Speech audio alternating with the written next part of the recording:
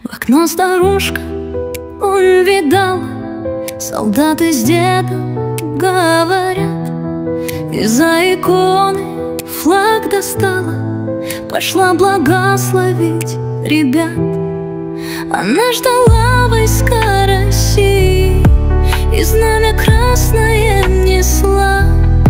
Шажками мелкими, но гордо к солдатам тихо подошла. Сыночки, ждали вас так долго, как хорошо, что вы пришли. Мы с дедом флаг наш, что с победы, рискуя жизнью, сберегли. Да, хорошо, солдат ответил, смотря на бабушку в упор. Снимал нацист, как насмехался, на камеру тот разговор. А старики так долго ждали Россию, армию, солдат.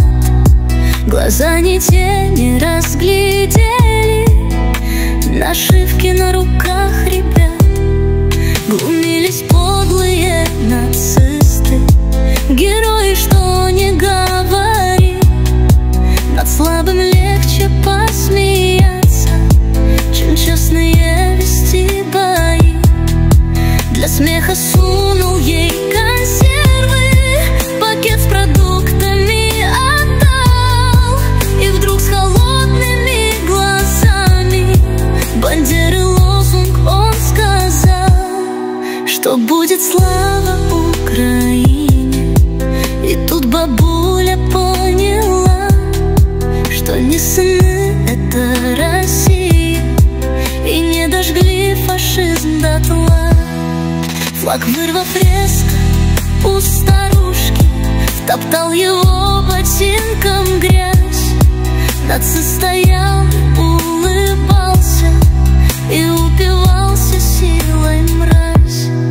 Бабуля тяжело вздохнула, сказала: флаг ты мой отдай. Родители мои погибли, ты этого не забывай. Они фашистов тех давили и гордо знамя пронесли. Исчезла, чтобы нечисть ваша, и села больше нам не жгли. Она стояла, как Россия, перед нацистом не боясь, и отвечала очень смело: да жду я русских, не таясь. И отдала